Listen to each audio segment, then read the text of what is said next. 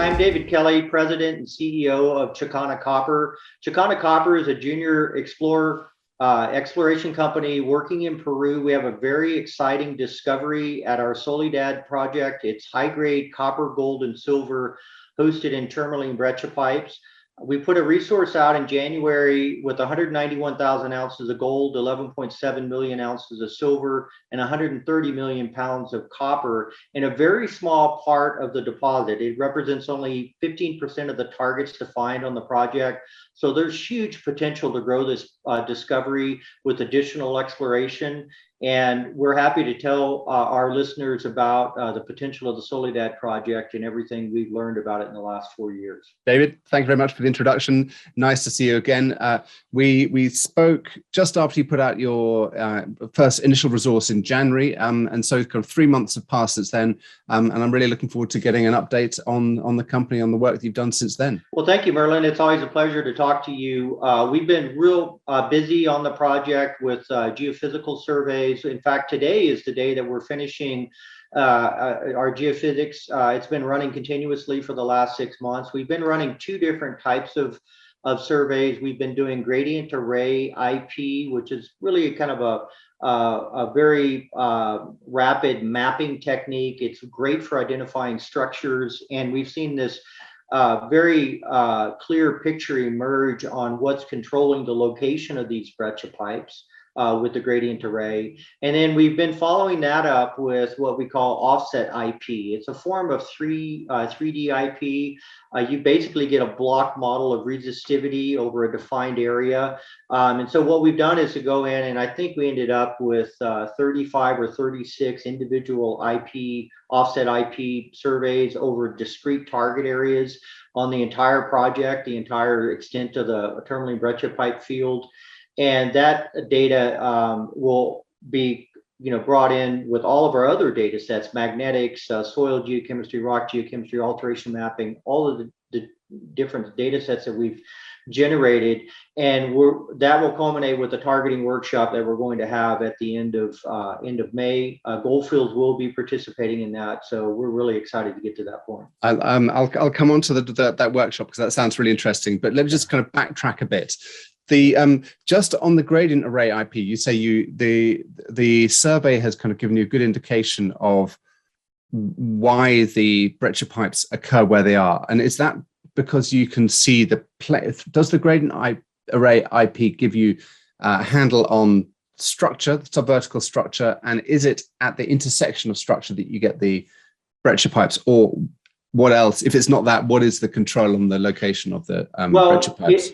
Yeah, it is intersections, but it's also just within along the structural corridor. And what you see in the gradient arrays, you see these, red, long linear, what we call corridors. And we now know that those are structural corridors, or prominent structures along which the fluids, both the volatiles and the hydrothermal fluids, have altered the rock along these structural corridors. And those are natural breaks in the host lithology that the breccia pipes have erupted up into. So we do see breccia pipes at intersections, but we also see them as long as you're within the corridor. It's game on as far as trying to find breccia pipes within that. Okay, so really, what the gradient array IP is, gives you the corridor, and then you overlay other tools to locate where you're going to drill within that corridor to pick up the IP, and could be magnetics, it could be soil geochemistry, it could be mapping. They could stick out of the ground. I've said that's a lovely photograph you've got in your presentation of the drill rig sitting on top of the breccia pipe. Yeah, so we have to be mindful, Merlin. It's really important for the listeners to understand. We have to be mindful of the fact that the breccia pipes can be blind, completely covered, not even outcropping. Okay, so there's no geochemical signature because they're sitting 100 meters below surface, and the rock between surface and the top of the breccia pipe is the host lithology. It might be altered, it might be weakly anomalous in geochemistry, but it's not a very obvious target from the standpoint of the other breccia pipes that are sticking out of the ground and you can walk on and sample and that type of thing. Yeah. And that's why we've been so persistent with our geophysics. And all the geophysics we've just talked about, that's all been designed by the chief geophysicist at Goldfields, who is just exceptional in my career. He's one of the best guys I've ever worked with. And the geophysics we've applied most recently is specifically designed for these breccia targets.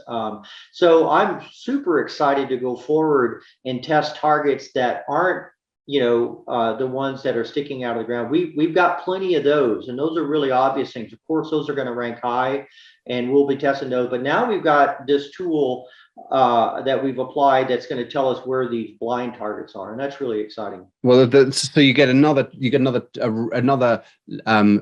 raft of targets, another kind of section of targets, which are the blind ones, which are porphyry breccia pipes, which haven't made it to surface. When you go on to, how did you choose your areas to do your offset IP? Did you go for clusters of breccia pipes? Did you, what was your selection? Because you said that offset IP was a selective area. It wasn't a blanket thing. You were obviously picking patches. What was your rationale for picking the various areas you chose for your offset IP? So first of all, the first cut was any outcropping tourmaline breccia is going to get an offset IP grid over it. And when we went back and looked at that, we've done very, very detailed outcrop mapping. And if you just take that shapefile of the tourmaline breccia occurrence, there's 103 tourmaline breccia outcrops on the project, ones you can stand on. Okay, now that doesn't mean there's 103 individual breccia pipe. That means that there's 103 outcrops. In some cases, you might have 3 or 4 outcrops that collectively represent one breccia pipe. That's just due to the exposure. And other times, an individual breccia occurrence reflects an individual breccia pipe. But that was a really important starting point. So we covered all of the tourmaline breccia occurrences with the offset IP grids. And then we went back to our data sets, the magnetics. We went back to the gradient array IP and looked at areas where we had really intense development of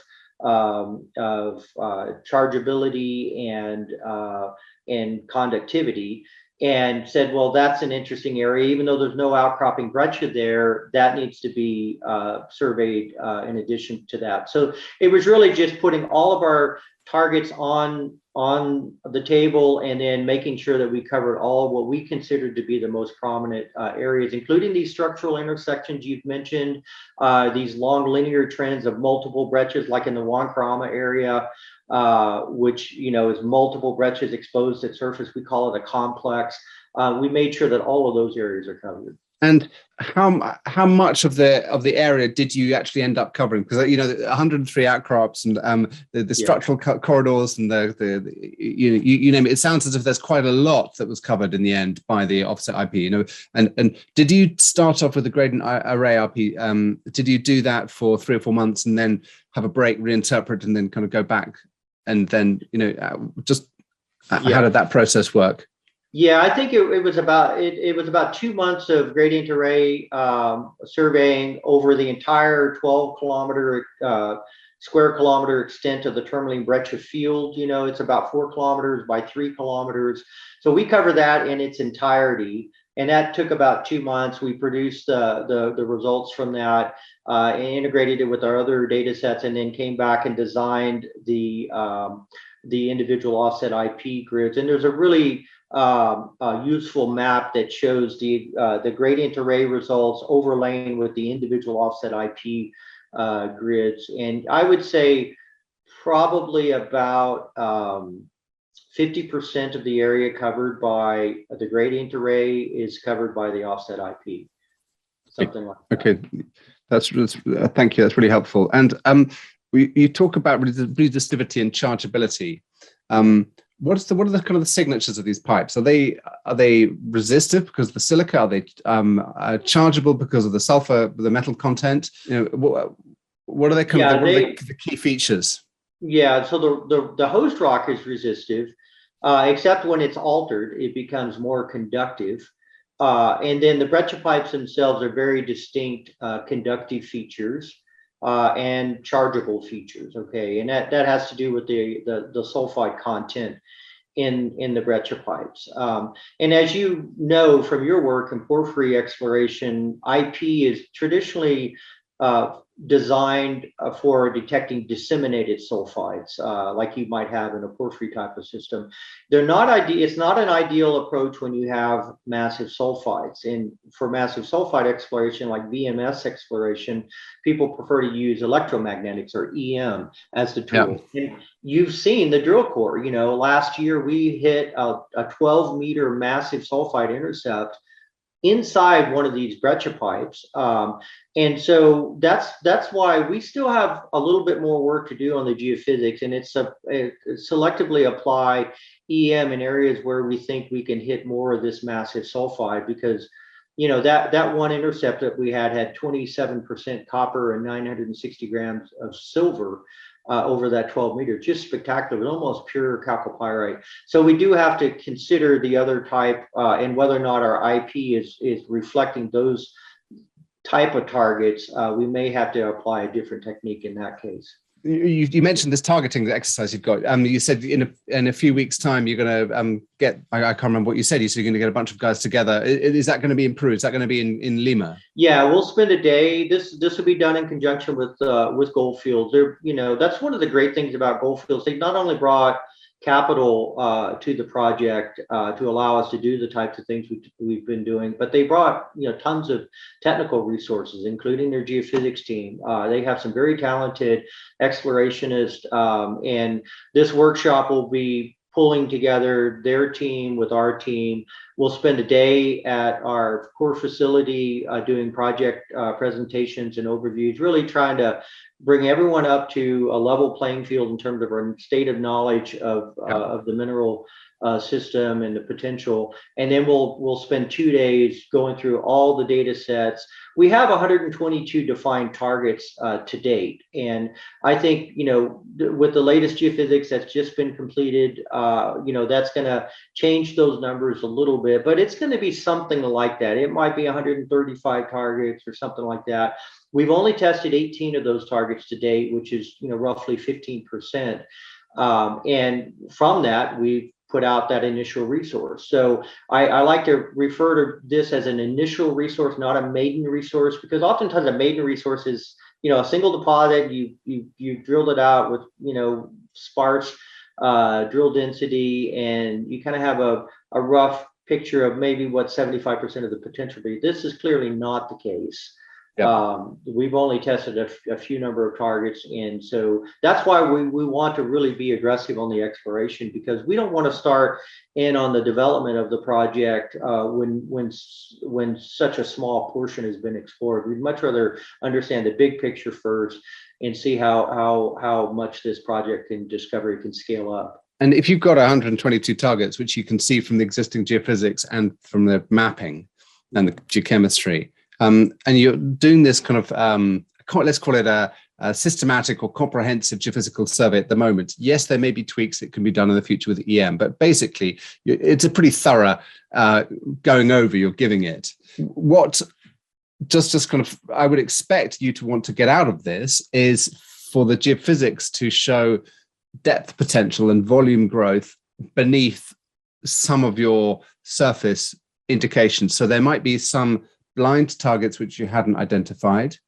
but what I would have thought you'd be looking for is those areas where beneath your initial signal you've got a volumetric potential gain. So it's and also the kind of grade potential. So it'll be a mixture of grade and tons. Really, what you're hunting, isn't it? Yeah, and that's a really good point, Merlin. Because if you look at our resource that we publish, it's on 7 breccia pipes. Okay, and there's 3 really big pipes in there: breccia 1, breccia 5, and Juan Carama. Breccia 1 is actually 2 breccia pipes. That's where we initially discovered a blind breccia pipe and knew that they existed, and that had huge implications for the upside potential. So there's 2.5 million tons of high grade at breccia 1, and then there's 1.5 million tons at breccia 5 and approximately 1.5 at Juan Carama. And they're all open at depth, right? We've never seen the bottom of a breccia pipe, so we know that they're going to increase with deeper drilling.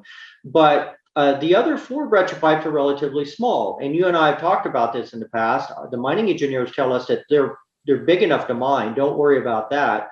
But from a scalability standpoint, we're not going to add lots of tons with those types of breccias. And what we're focusing on now, I mean, that was a key learning for us. Okay, we have bigger breccia pipes, we have smaller breccia pipes. Can we differentiate those geophysically? And the answer is yes. We can actually see bigger signatures around the bigger pipes. We have a very compelling target between Huancarama and Paloma, where those geophysical signatures at surface, coincident with the outcropping breccias in both cases, are actually coalescing at depth, as if to suggest that there's a much bigger mega breccia at depth sitting beneath Huancarama and Paloma that is spawning these individual breccia pipe, breccia pipes and breccia pipe clusters coming off of that. And so a very big part of our next round of targeting is going to be focusing not only where the breccia is, but where do we have good indication of larger breccia systems? Because if we can start focusing in on these larger breccia systems and maintain the grade, as you mentioned, this thing is going to go into tier 1 status. That's why Gold Fields is here. They fully believe that there's potential for a tier 1 discovery here. And now we're in a much better position to be able to go out and test those ideas. Now, I've had a quick peek at your corporate deck, and I wonder if you could, there was a slide that I was quite interested in. Could you pull up slide 20, please? You'll have to tell me which one that is, because the file that I have might be different than yours. But what's the slide? It was the one which showed all of the targets. Oh, yeah. Okay. Well, not all of them, but it kind of, I think it had most of them on there. Sure. Yeah. You look as you've got some rocks on your deck, on your table behind you. Yeah, I was just, I've got a mineral collection that I was curating. I have a new cabinet, and I wanted to, in that, if I just move out of the way there, you see that mineral cabinet there. That's all Peru. That entire cabinet is now dedicated to Peru. So excellent. It's one of my hobbies. I love collecting minerals. Good. Okay. So just to orientate me once again. So you've got the valley, which is obviously a regional structure, I would guess, kind of running southwest to northeast, or west southwest to east northeast. Yeah. And so you divide the property into the northern side and the southern side, either side of that valley. That's right.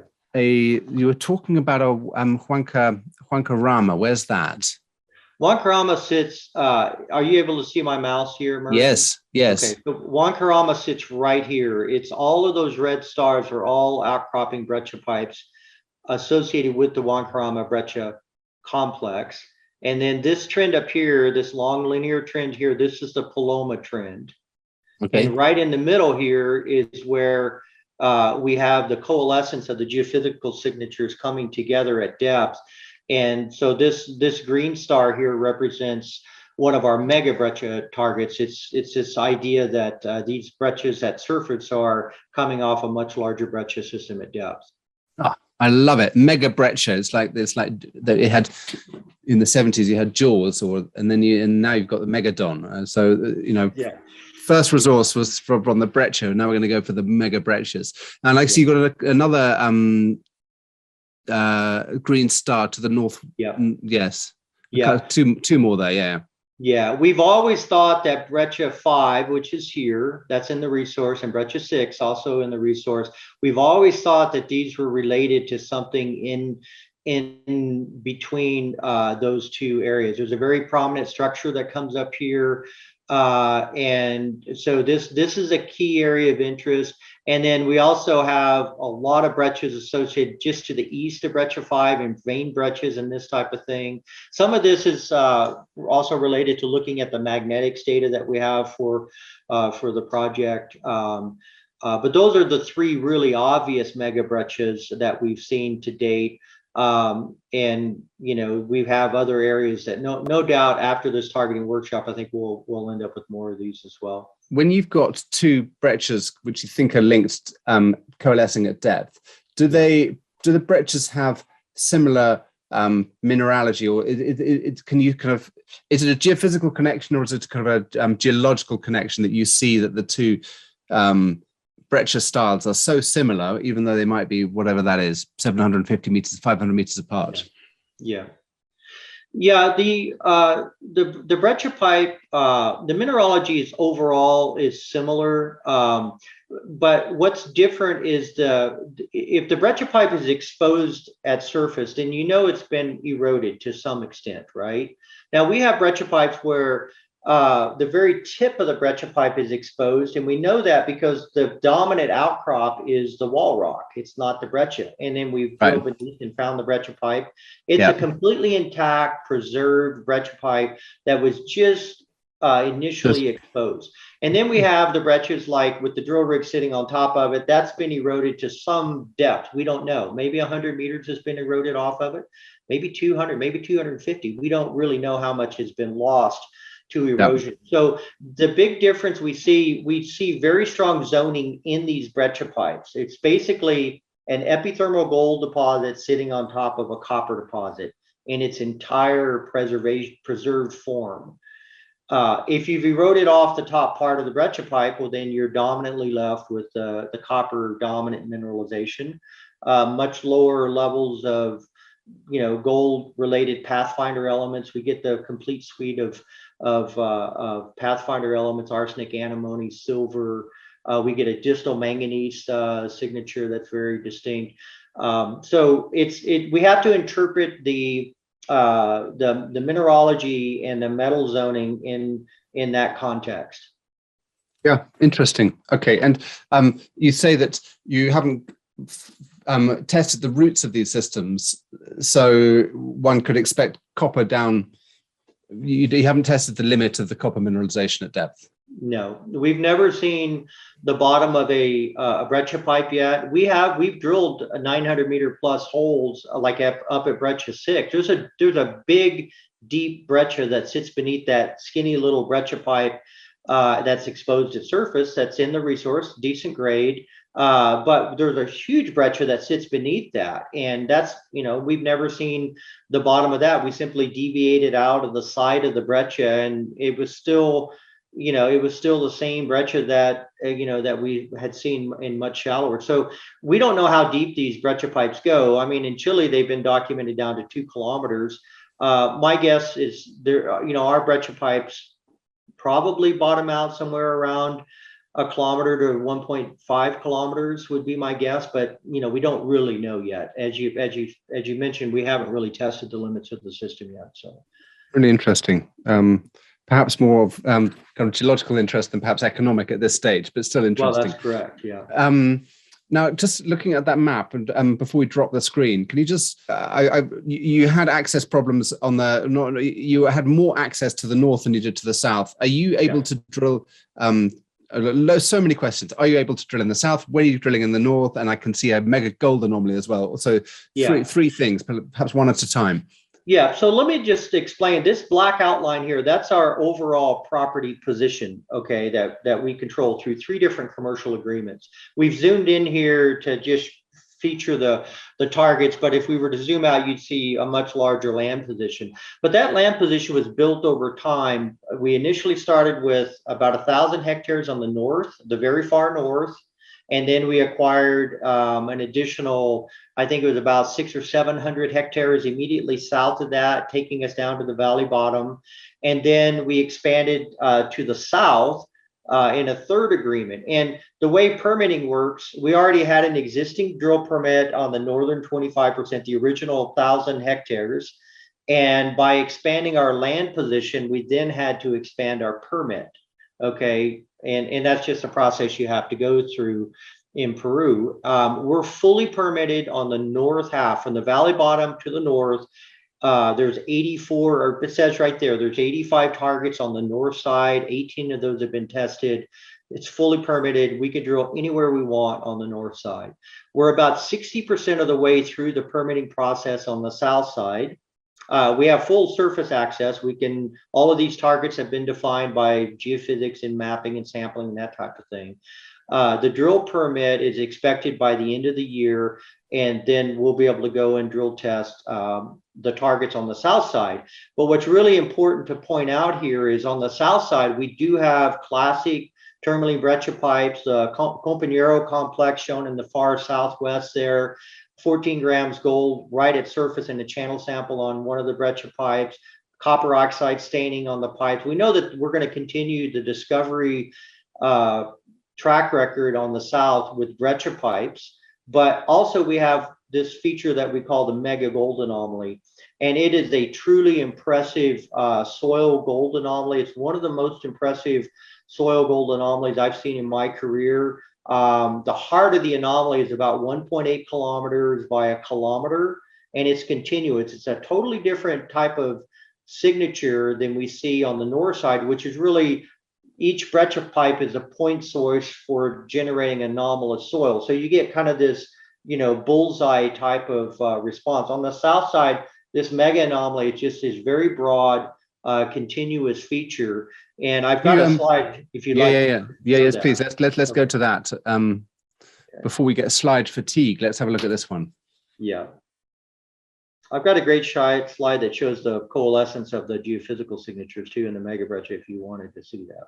So, okay. Merlin, this is a slide that talks about the potential on the south. And as I mentioned, we have the classic breccia pipes right there, the photograph in the middle. That's the Compañero breccia pipe, very similar to the breccia pipes we've seen on the north side, 14 grams gold and a channel sample on the top of that breccia pipe. If you look at the photograph in the center, bottom, copper oxide staining on the breccia pipes. So that part of the discovery track record will continue. But if you look at the gold in soil geochemical map on the left side of the slide, you see what I was talking about in terms of this huge soil gold anomaly. It's also anomalous in molybdenum. We get up to 325 ppb gold in the soil. That's a really, really strong soil gold response. But it's the shape and the size and the continuousness or the continuity of the anomaly that really impresses me. That's in part about a third of that anomaly is underlain by an intrusive rock. It's a granodiorite. The important thing for the listeners is to understand this is a different target type. This is potentially a huge bulk mineable disseminated copper gold target. It does have breccia pipes within this that have come up through that intrusion, but it's fundamentally a different target type. And so yes, we have the high grade breccia pipes.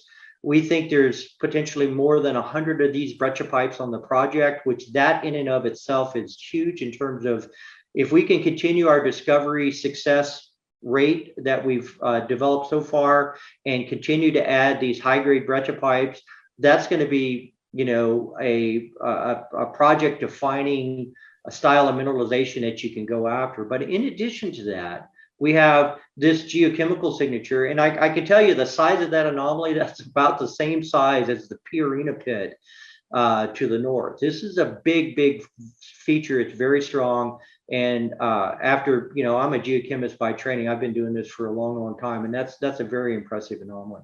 Thank you. When you look at the southern side, the morphology, just from the photographs, I could see the morphology of the hillsides looks very different to the kind of the perhaps more rugged terrain on the northern side. And is that the expression of the granodiorite coming through? Is it kind of this relatively homogeneous, monolithic geology?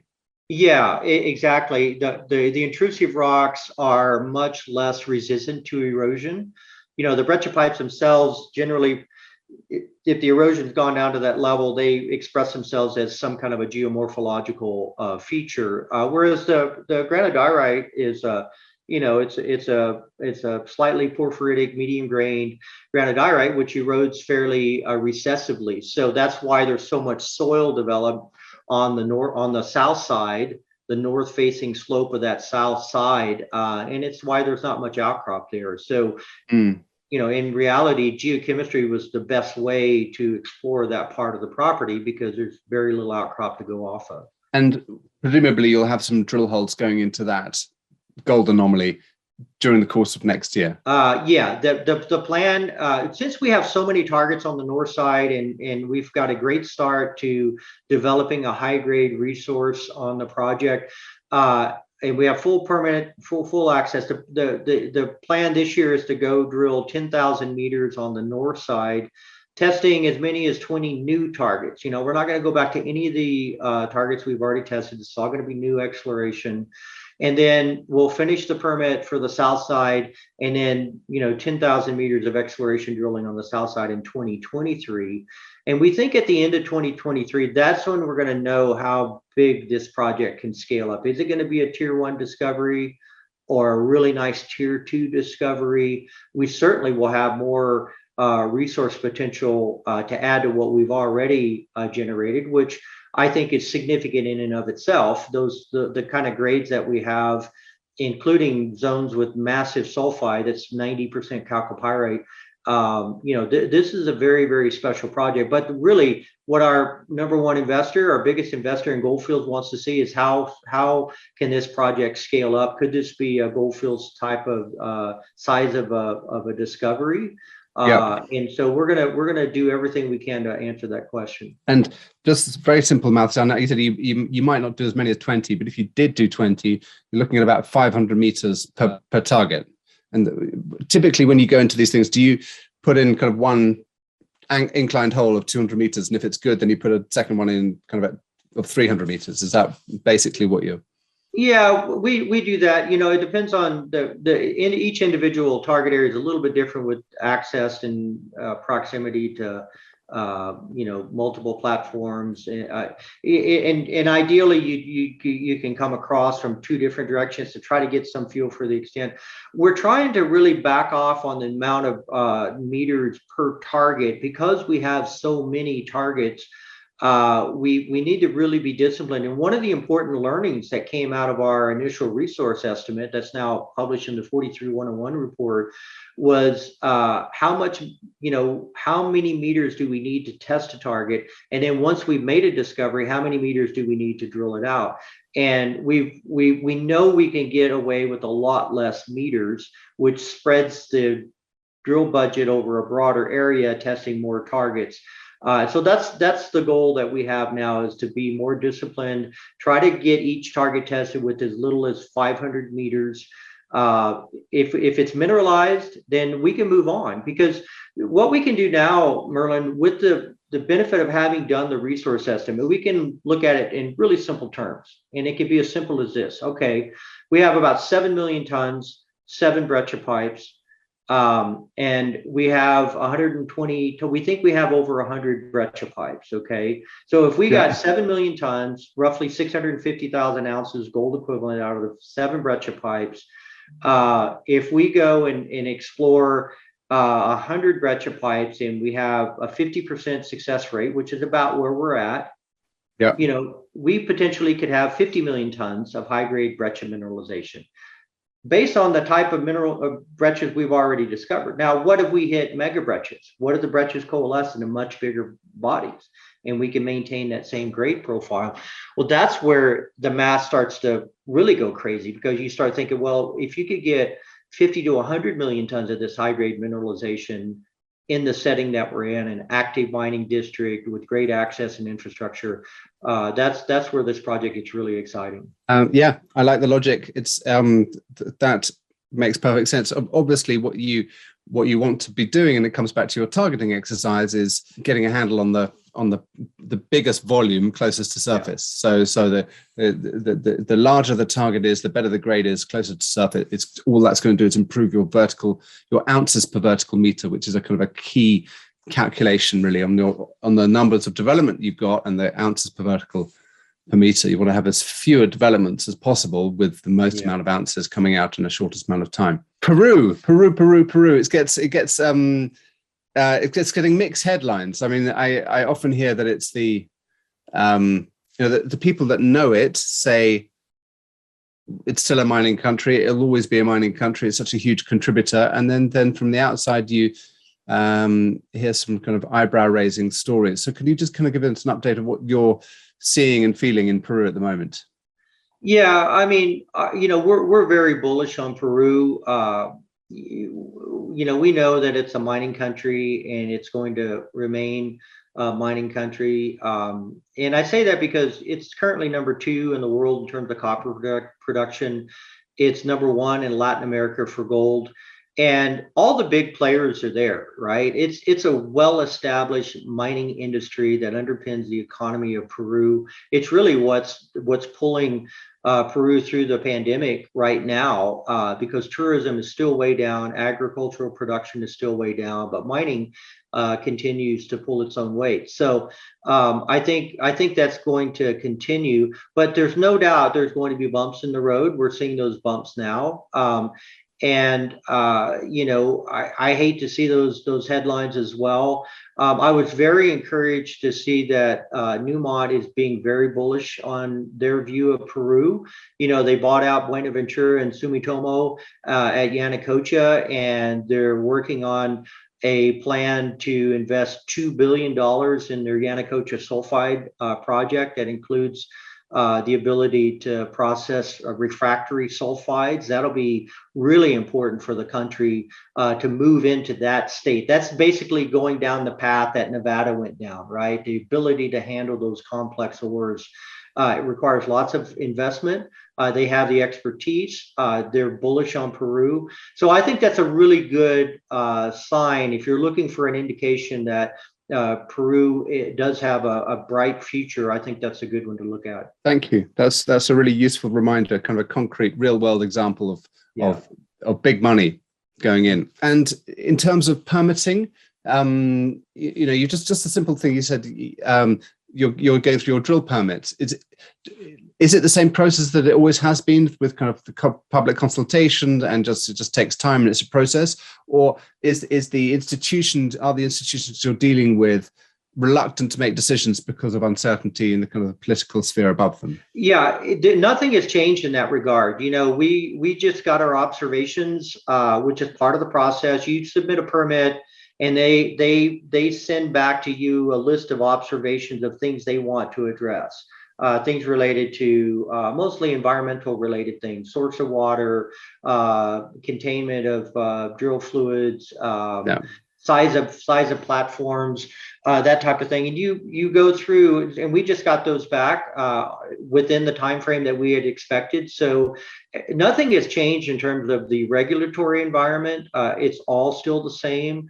We're getting response from the ministry. We're advancing the project on the Gantt chart time schedule that we've planned out for it. It is slow. It always has been slow, and that's been my biggest frustration with Peru. It's a very bureaucratic process, but at the same time, I think Peru has a very good environmental framework for mining, including early exploration stages. Some people get frustrated. It does take a long time to get your permit, but part of that is because they are paying attention to the environmental impact of exploration at an early stage, and I think that's overall is a good thing. We're moving that along. If we didn't have targets to drill on the north side, I would be really stressed out right now, right? Because I'd be saying, we've got to bide our time until we can get down there. But we have these 85 targets on the north side, including these 3 megabreccia targets. And finding high grade next to the high grade you've already found, that just adds greater value right off the bat. So I think I don't know of another exploration discovery story that's producing high grade results like this, that has the upside potential that we have. This is a really, really special discovery. And as you and I have talked, tourmaline breccia pipes, okay, those are a little bit different. Not everybody knows about those. And in that in itself, I think is exciting, because we're pioneering a lot of new things in this discovery. There's plenty of examples of tourmaline breccia pipes. We've got a global compilation of all the tourmaline breccia pipes systems, and they're highly variable, but they are very important ore systems, and we've got the tiger by the tail with this one, and it has a lot more to give. I'm certain of that. Me too. let's just in terms of granular detail, or perhaps, thank you very much for the update. I've got a much better idea of what you're up to and how the project is developing. Just in terms of kind of key milestones to look out for, you've got your workshop in May. I hope you're going to produce a nice press release and report that gets disseminated. But when do you expect to start drilling? What are the other key decisions and milestones for 2022? So the plan would be to start drilling in June. We pushed that a little bit back. The workshop got pushed back a little bit with the completion of the geophysics. So we just finished geophysics today. We've got basically 4 weeks to prepare all the data sets for the targeting workshop, which will happen at the end of May. And then we'll start drilling in June. And on the north side, the permitting work that we're doing is full throttle. We're working hard to get to advance that. I'm confident we'll have the drill permit for the south side this year. And so that's why we've planned for 2023 to be exploration drilling on the south side. We likely will initiate some resource drilling on new discoveries that happened this year on the north side, so that we can start advancing, the resource or revised resource estimate for the future based on new discoveries. But that's really the key thing. 2 years of hard exploration north-south. At the end of 2023, we'll have a very clear understanding of the scale and kind of the development design that you could take on this project going forward. We know that high-grade breccia pipes will be part of the story. We're very excited about this giant, disseminated copper gold target on the south side and what it could add. So, the next 2 years are really key for this project. Great. Thank you very much. If I was to summarize that, it would be exploration in the north side this year. Next year, it would be exploration in the south side and kind of infill drilling or kind of de-risking the tons you found on the north side during the course of next year. That's correct. Yeah. Great. Well, thank you very much, and good luck. And I look forward to seeing the results of that geophysical targeting exercise. And I'm sure that'll come up with a series of targets that you'll be keen to announce to the market. So I look forward to seeing those when they come out. Absolutely, Merlin. Thanks for your interest.